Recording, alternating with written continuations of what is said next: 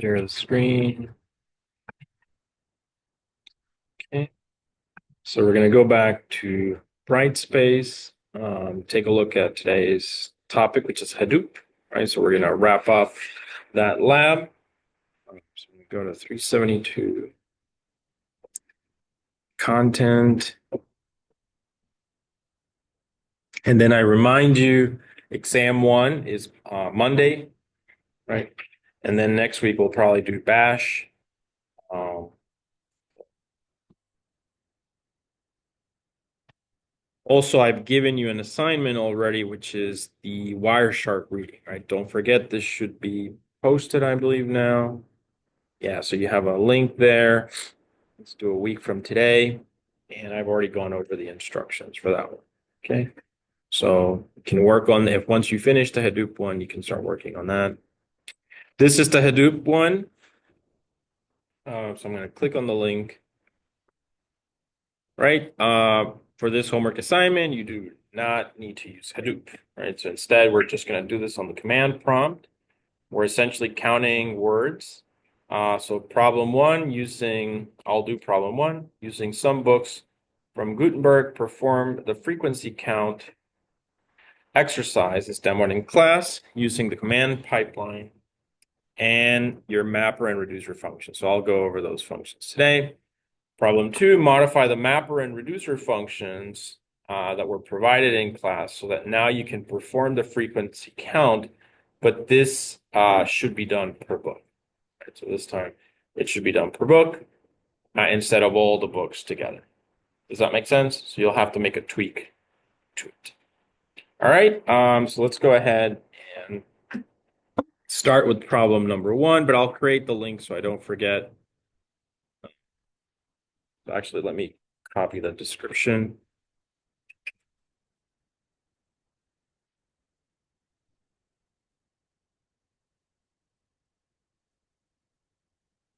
All right, so I'm going to create new assignment.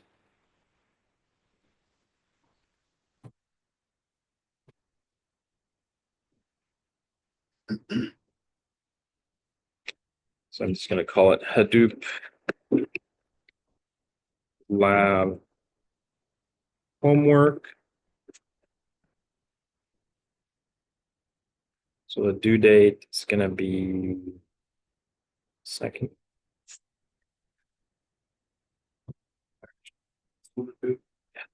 Yes, but they're easy though.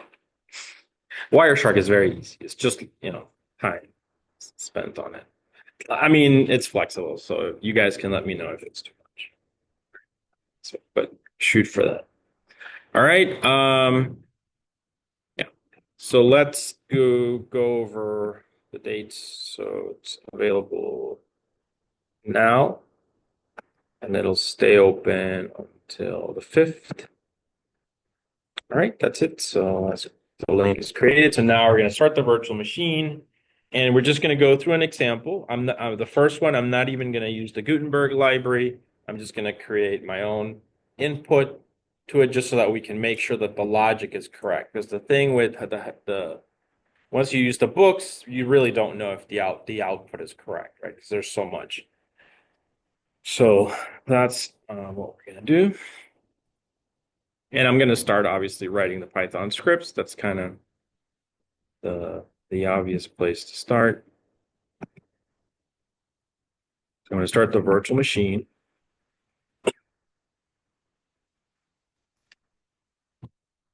So we're going to do the mapper function.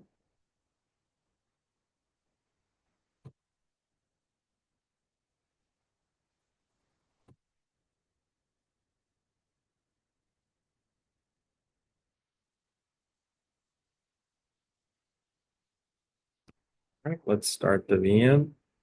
We just need one VM for this.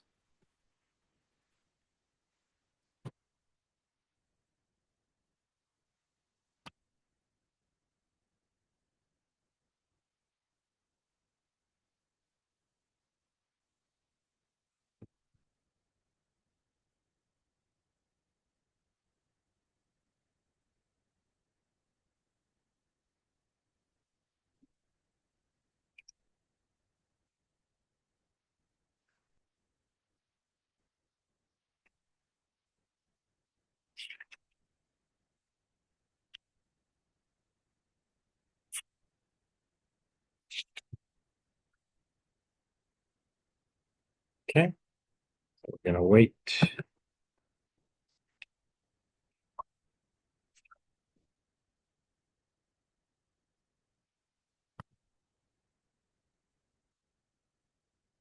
So there we are. We have a computer.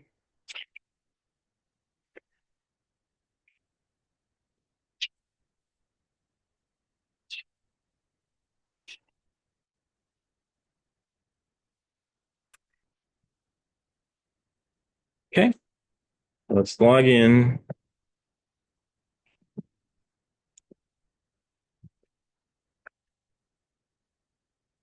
In.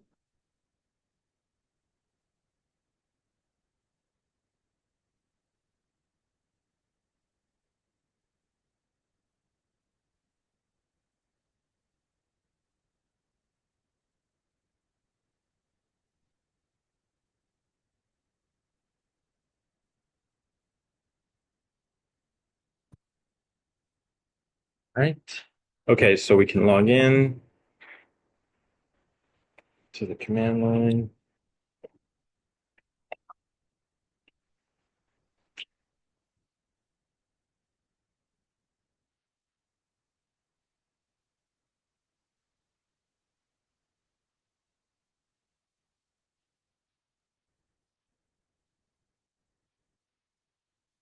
Right.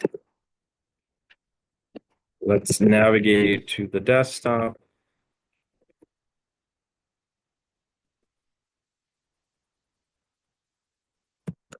Going to CD into ITS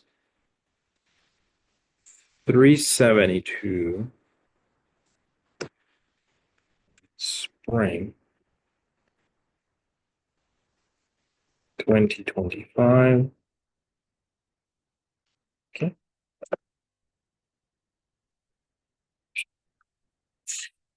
And then here, I'm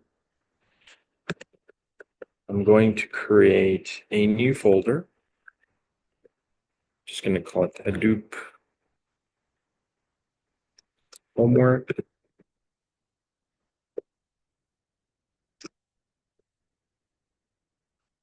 Okay. Now I'm going to CD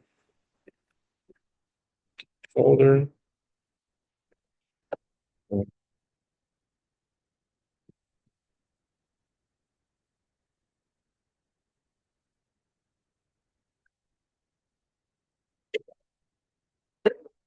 Right. So now, so the idea is, we've talked about this.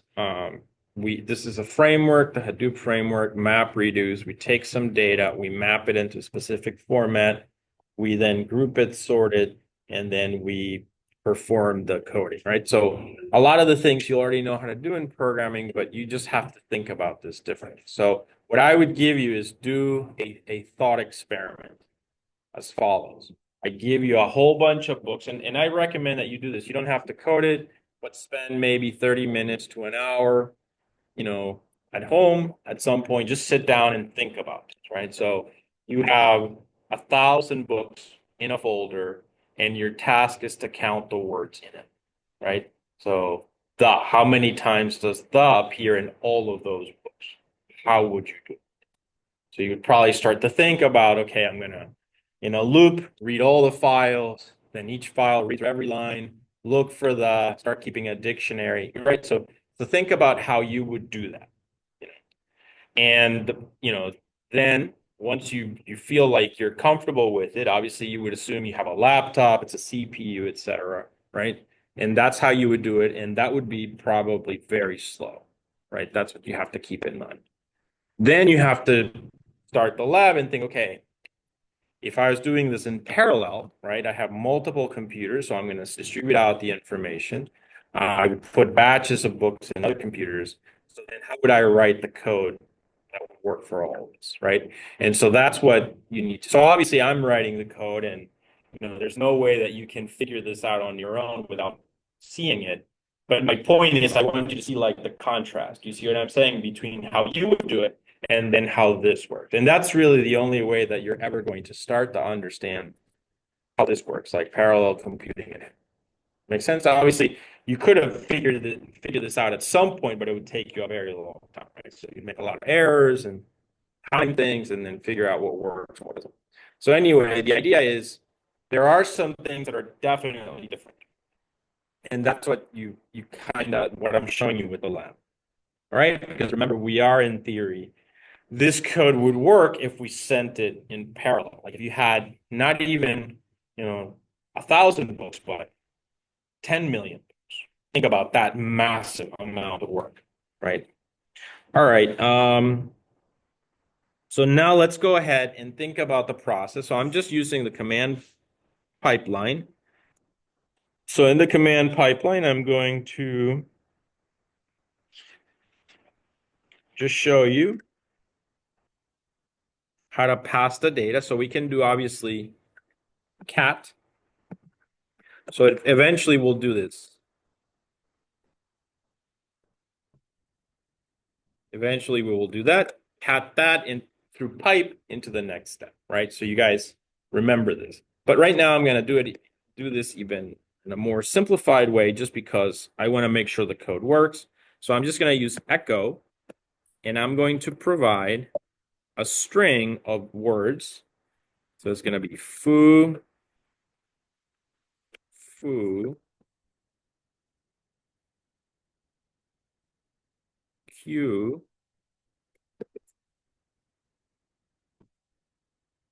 labs,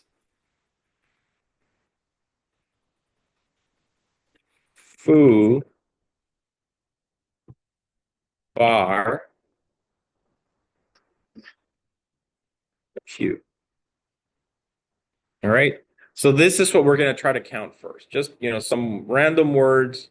So obviously there's 3 foos, there's 2 qs, there's 1 labs, and there's 1 bar, right? And so we're going to run this text through the map and reducer functions, and in the end, it should give us the count. Or you would do, so let me just hit enter so I save it. Or you could do cat doc1.txt and then doc2.txt and solve. See that? Right? And that could also be piped. All that text would be piped into the mapper and reducer functions. This assumes a batch, essentially, for one computer. All right? And every computer would have its batch and its own mapper and reducer functions, and then it would follow this pipeline and so on. And then because Hadoop has the reducer function, it's going to figure out how to reduce everything. All right? So the first step then, so I'm going to go back to that to this example. So then we pipe this in, and then the first function that we're going to use is mapper. So it would be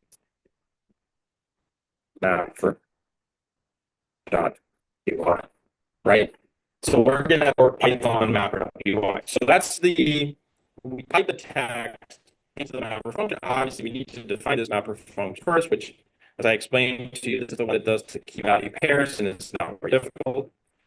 So now that we're ready for that, let's go ahead and define mapper. So I'm going to do nano mapper.py. Okay. I'm going to add a shebang here.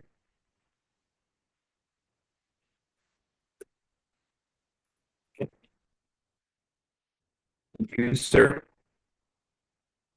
bin environment type. Okay. So that's the, right. Then we have import sys, right? That's the system. And now I'm going to do for line in sys dot standard in. So if you remember at some point in the semester, we discussed this idea that we had $sign 1 ampersand dollar sign two, right? So the output of a process, right? So a process produces an error and also an output. So and I showed on the command line that we would use something like this to get that information. We can in Python we can use sys standard in, which is essentially the same idea. So whatever those variables are in pipe, you can get them through this process. Got it? Does that make sense? So I'm going to go ahead now and use that. So this gets what comes from the pipe on the command line, which can be all the books, whatever it is, and it's going to iterate through it. So it assumes a giant book, and it's going to grab every line and start the process. Okay, so now we do. So this is a mapper. So we do 1, 2, 3, 4. So I'm going to do line equal line dot strip to remove any trailing spaces. 3, 4. Then we have words.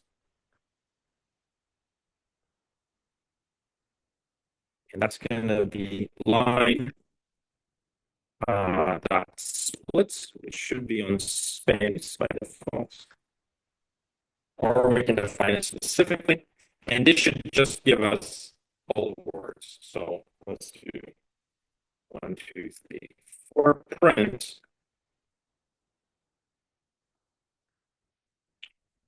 Words. Okay, so I'm going to do Control X, Y. We do ls-l. Now I want to make it executable, right? So we do chmod plus x of mapper ls-l. So you can see it is now an executable file. So now we proceed to try and run it. So I'm going to do echo, right? I'm going to pipe this into /mapper py. And there you go. It provides a list of the words here. We obviously just have one line. So the difference would be that if you give it gives all these lines. All right. So now we go back to code to continue it.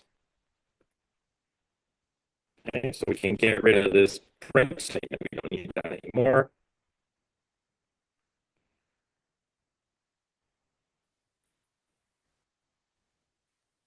All right.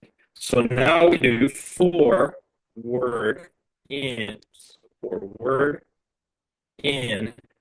words colon 1, 2, 3, 4. Right, and then 1, 2, 3, 4. Now we're just going to print out. We don't have to save anything to a text file or anything like that because the output of mapper just gets piped into the next step, sorting process. But now I'm going to do print. I need to print this in a specific format, so I'm going to use the format string %s. I'm going to use the tab \t and then another format string for another variable %s. And now I pass to this variables. All right. And the variables are going to be, if you remember, we just wanted a tuple of each word, which would be the key, and the value is just one because we're counting in our particular case. So this is just what we did on Monday. Got it? So we can see the output of this if it works. So let's try.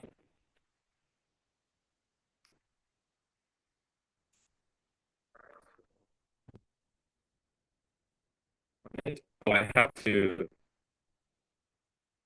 shouldn't be executable. So the file is executable, you don't know. All right, so now go. uh, And you can see now the output, not instead of two blocks, you don't need parentheses. It's not the only difference. It's not comma separated, it's tab separated. It's the same. Any questions? All right, so now, so I've done that part. That's a mapper. That's it. That's the mapper function. Now let's take a look. Let's run it again. You can see that the words are not in order. Food, food, you, lab, then food, bar, and you. So now we have to sort them, essentially. Um, so I'm going to go ahead and put them and see what happens. So there's various ways of sorting. Let me just try a very simple one. Again, we would out of that, we would type it into the next tab. And let's just try sort. So what do you think? Now we've got bar, foo, foo, foo, last, QQ. You guys see that? So we were able to sort it essentially. Any questions? So this is essential so that the processing is really fast. So it's gonna read is gonna count bar first. Once that's done, it reports the bar is one, it goes to foo. Because these are in a sequence, it's gonna say foo, foo, foo, right? So that's three. And it switches to last, there's only one, and it switches to Q, and it's gonna do Q, Q. But essentially, this is a key concept, right? This is you want to combine this in parallel to be efficient. Right? All right, and then the last part is that actual count that I just discussed, which is not trivial, and that's part of our sort of code organizing. All right, so let's go ahead and do the reducer. I'm going to do nano reducer dot py. Okay, and shebang user bins environment. Okay, your question. All right. Yeah, we're going to start counting the words. Again, we're going to use standard in, get the data, import sys. Okay. Then I'm going to just for line in sys dot standard in 2, 3, 4. Okay, and we're just going to grab line, do the same, sort of make spaces. Okay. Then 1, 2, 3, 4. All right, so now remember, we're getting key value pairs. So we're going to have to split by tab. Let's do earn, comma, count equal line dot split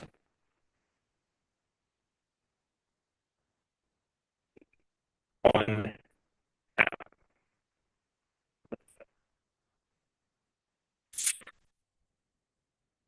Right?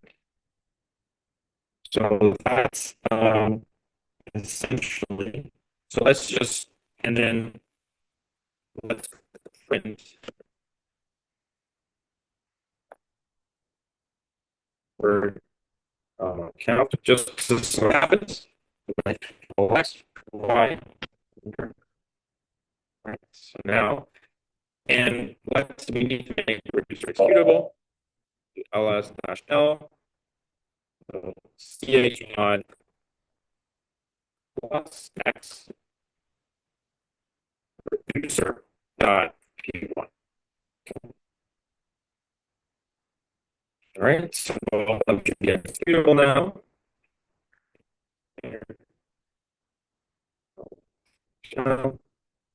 Now let's run after the sorting mechanism. We do dot forward slash reducer dot py. Okay, and you can see there, they should, errors. Okay. All right, so we're starting. We can pass the data from one file to the other, from the map to the reducer. Now we just have to continue working on the logic. Can remove this parent statement.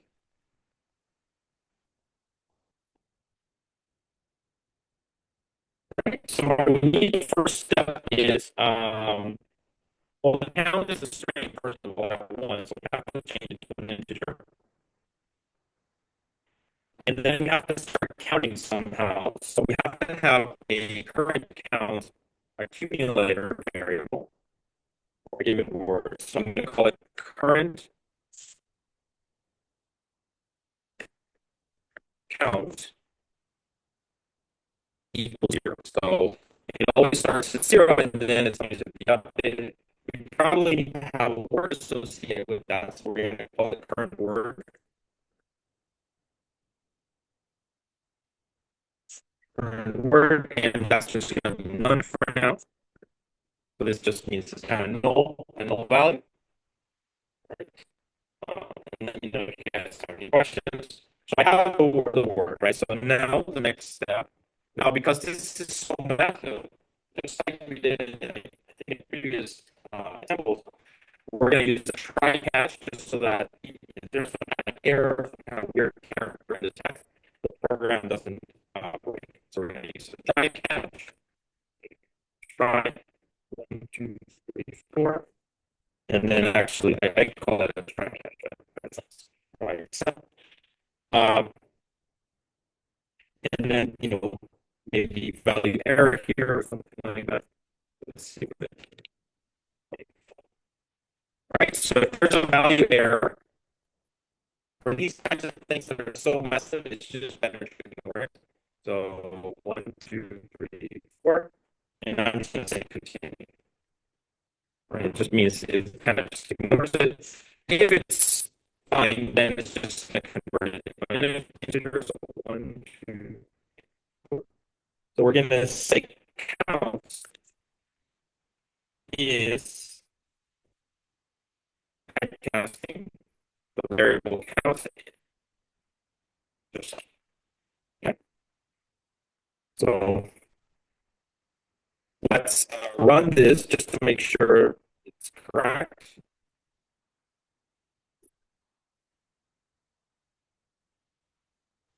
All right, it ran fine, no errors, so that's good. So now let's continue. So now we have to really add the logic to start the count, which is pretty important. We're going to have we need a way to keep track of what word we're looking at. Are we at the same word Q, Q, Q, Q, Q, or did we just find a new word, right?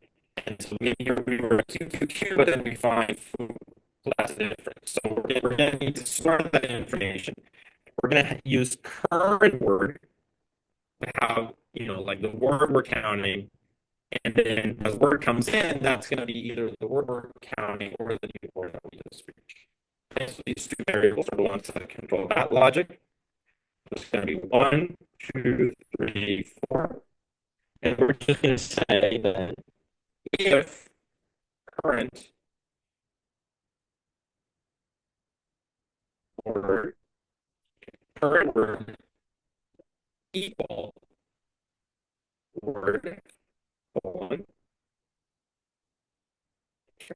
1, 2, 3, 4, then we count it. So we're going to say if current word equals word, right? So if Q, Q, and then Q again, right? So they're equal. So then I'm going to just increment the count. So current count, 1, 2, 3, 4. Current count is going to be incremented. So then we do current count plus whatever is this. Here we could just plus 1, but this could be something else. All right, so we add value 1, and now we increment it. And that's it. Essentially, we go back. Now we have an else option where we can say else 1, 2, 3, 4. 1, 2, 3, 4. I'm going to ask, so if priority equals, so where is Q, and we just saw another Q and then another Q. If that's not true, then we're Q, Q, and we just saw food. So we need to transition, we're going to say the following. First of all, in the first iteration, that current word is none. So we want to say if current word, well, that is true. So essentially what this is saying is if current word is not none, right? It means it has a value. This is goes into return true. So if current word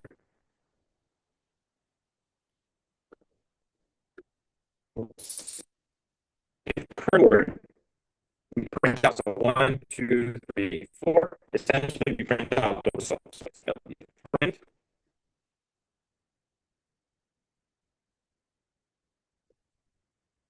percentage as tab percentage as. So percentage as tab percentage. Okay. And we pass to it what do we pass to it? Current word,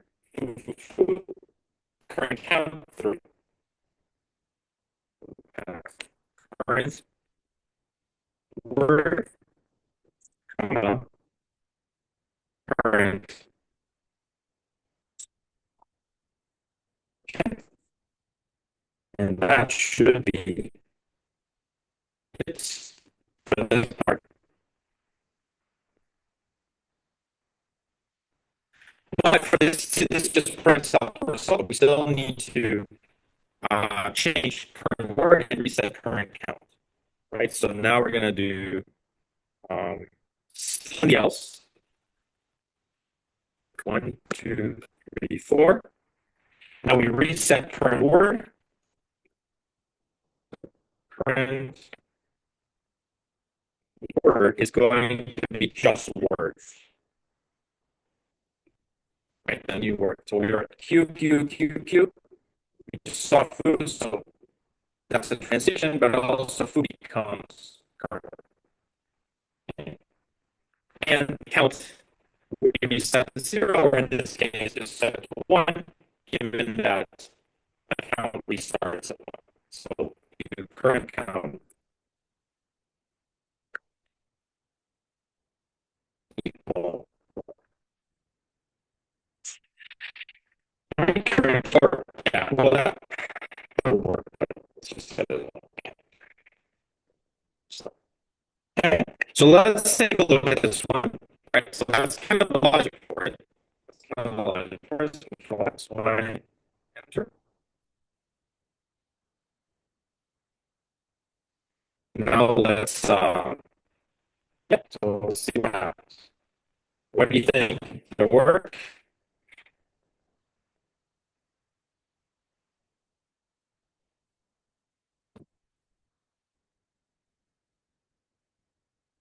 Fully missing the last one, Q. If you notice, it's missing the last one in the sequence. So you actually have to, the way this logic works, right? It's got like a little bug in it that unfortunately it won't grab the last one. So we actually have to add that code for it. Otherwise, it isn't. Right? So let's see. So we're gonna go producer. You just need to add that little piece, and that should be it. Um, so this would be aligned with the for loop. So kind of just at the very end, we just need to say if current word, we'll try it. Current word equal word that puts the remain in there. 1, 2, 3, 4. We're gonna print the last one. So we just do that. So whatever's left in those variables can print it out. Percentage S percentage S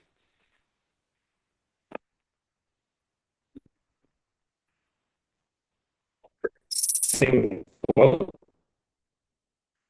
percentage, and then we have tuple of current word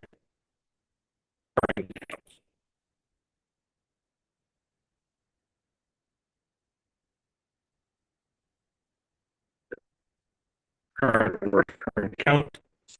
All right. So this should work now. Hopefully, I'm gonna clear the screen.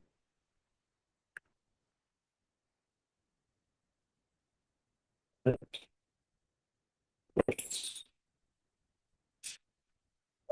do a couple more.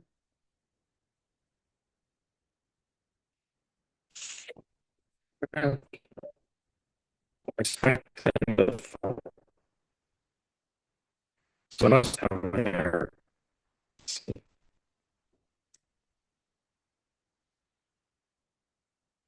Yeah, I see. Oh, I'm seeing parentheses. I'm seeing parentheses at the end. All right. Let's try again.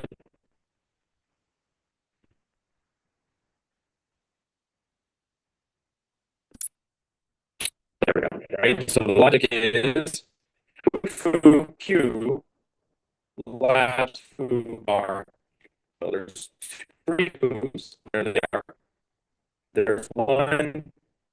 There's two q's, and there's one last and one last. So now it's correct. Okay. Okay. So there you go. So as you can see, you use the same constructs, right, in the programming, but you just have to think a little bit different. So this is not a skill. If you want into this skill, right, that is your development. You have to look at 20 examples and start to apply them as is. You almost have to take your problems and kind of put them into these specific uh, patterns, and then essentially then apply these until eventually develop parallel computing is not. It's a different way of thinking. This is one way of doing it. You take 470, they do that also there, and it's just those are very lucrative. Okay. Any questions on this? So that's problem one, actually. So let's go back to Brightspace. Problem one, you use symbols. Okay, so you have to use symbols. I guess we're going to do Ricardo and try to get some books. And I have some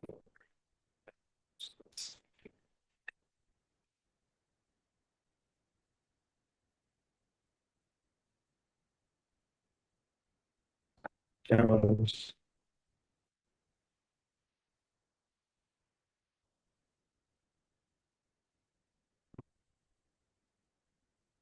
I guess I don't have any, so let's go ahead and download some. So the browser, open up Gutenberg. You have to download these text files or UTF-8 format. So they're ASCII essentially.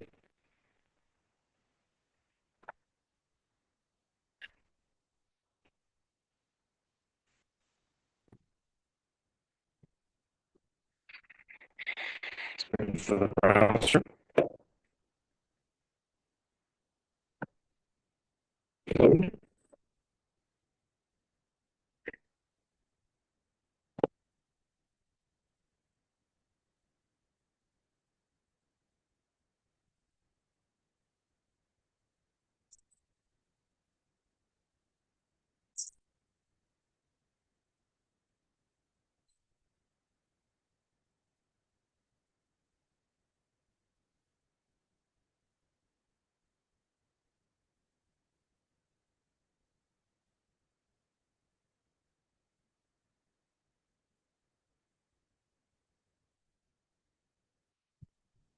Right, so it might be the math thing.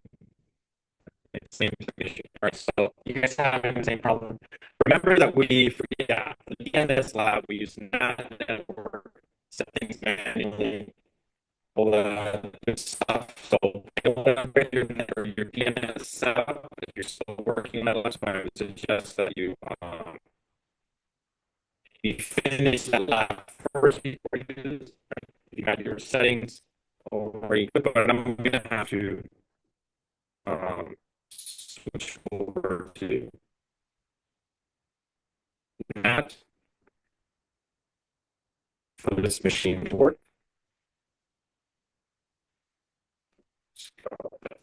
Devices, network, settings.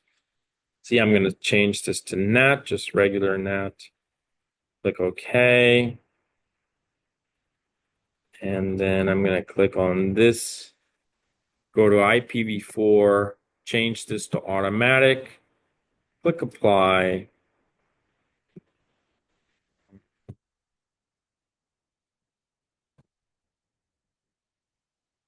That should be enough.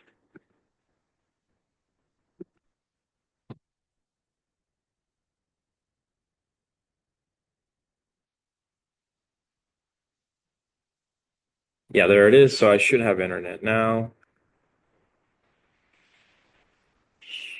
Yeah, there we are. So I have internet. So now I'm going to go to the Gutenberg website.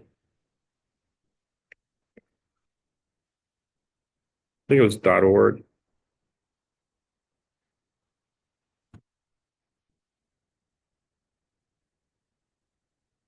Right, and here you can find lots of books for free at Gutenberg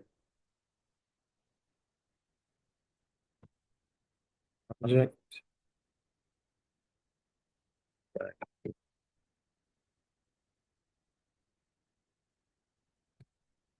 Right, so lots of books there. So you just have to download one for this example. Okay, so find free audiobooks.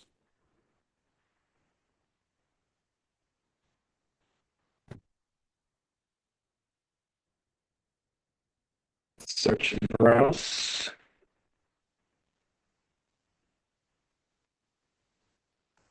Strike search, so very thin.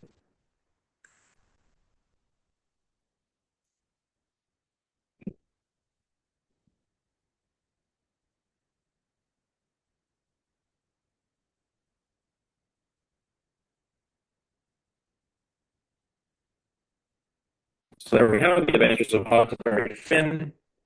Oops. So you need one that is, I said UTF-8.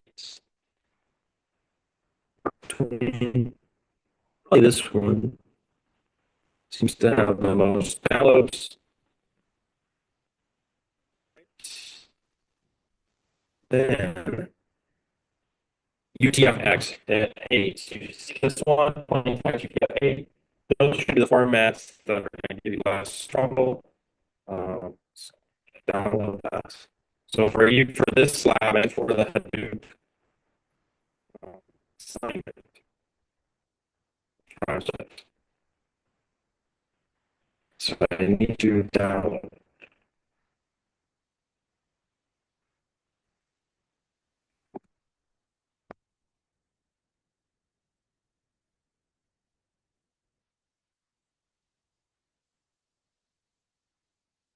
Yes, that downloads it. Let's see.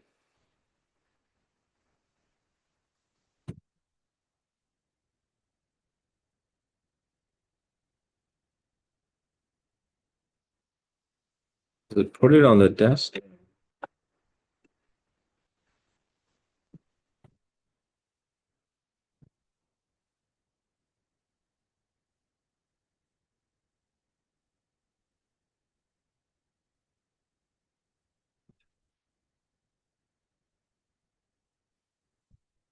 So I don't see it here. So okay, we gotta figure out how to download this.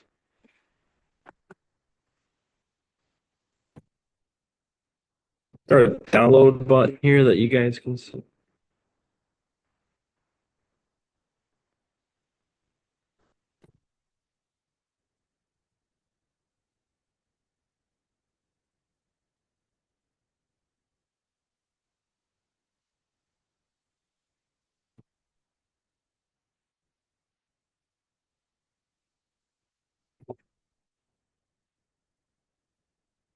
If you hit the three bars on top of there's a save page.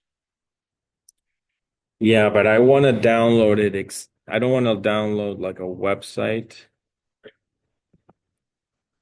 Plain text? Okay.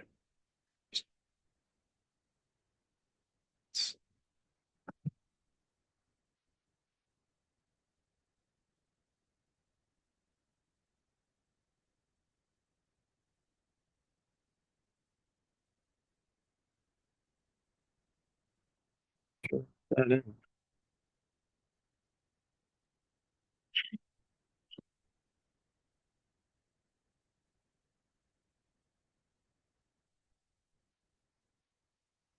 To Dropbox, Google Drive, OneDrive.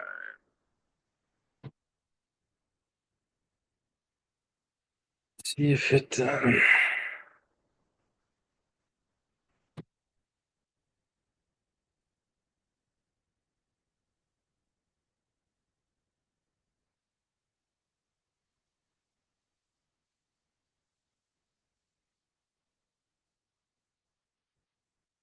So another way I can do this.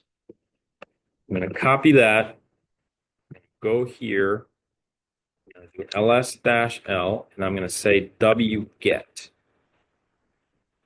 And I need to give it the URL.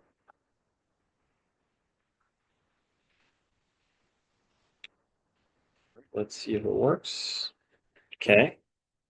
ls-l, and I have it. So there's data there, PG 7100.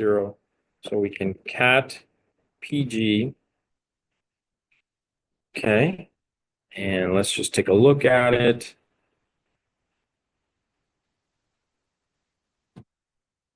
Got a little disclaimer there.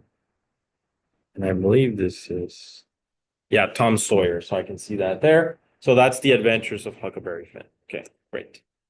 Any questions? So just figure out how to download it. Wget is a good one. Yeah, I went to the page. So I went to the website where I was getting this. And then I just copied this URL here. And then on the terminal, I just used wget like that. See that? And that'll download it in the folder where you run this command. Really? Okay. Really? Did you switch the NAT thing again? It should be on NAT. You should have internet access. Do you want to type it like that? I mean, that should work.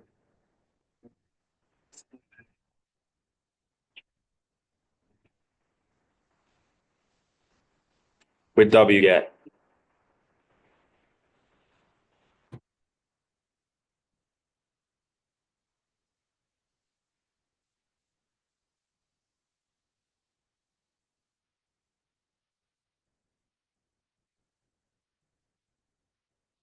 I guess then if that doesn't work, you're gonna have to download it. Anyone else did anyone try the wget and got that to work? That doesn't work. And that where's that?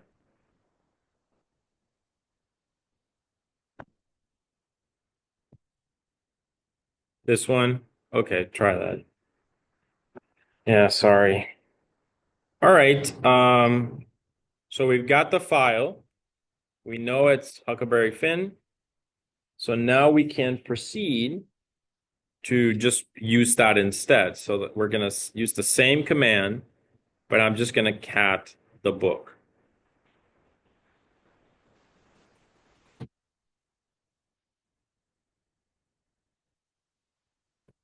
Okay, so this is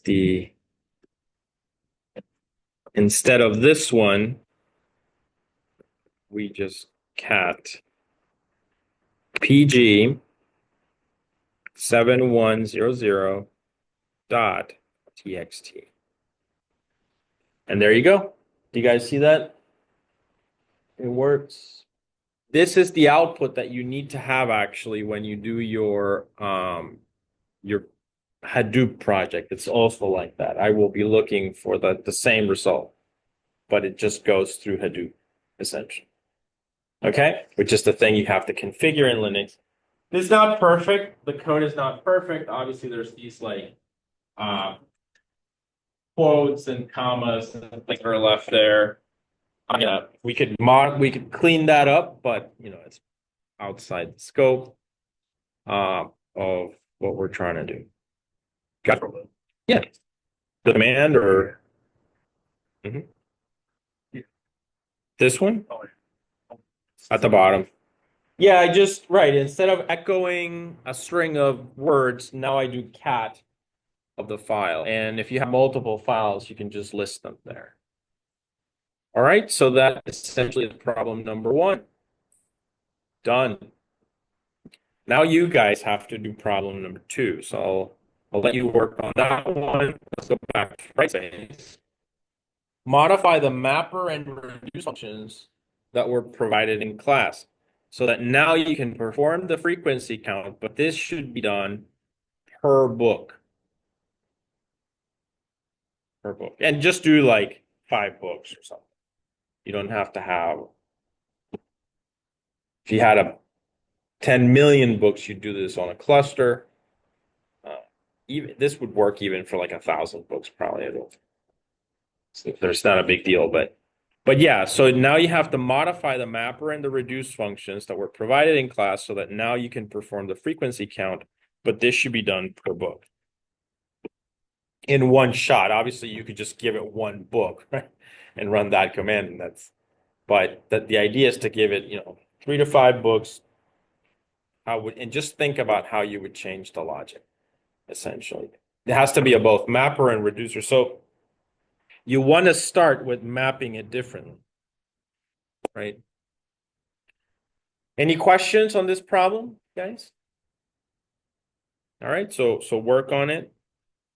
So in the rest of the time today, just ask questions if you have them on this lab or any labs. So you have a few submissions tonight, so let me know if you have any issues, and then this homework will be due a week from today.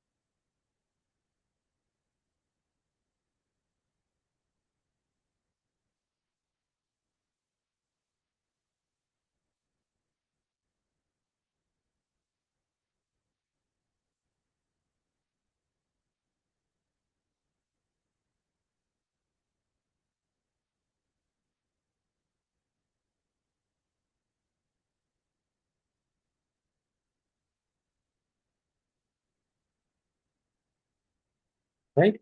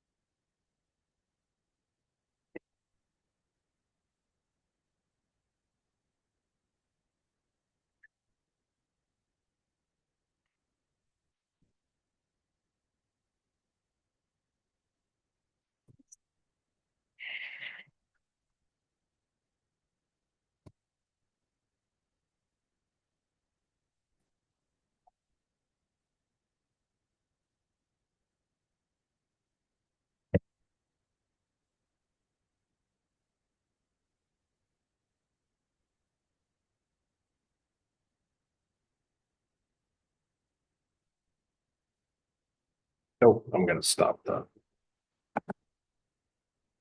recording.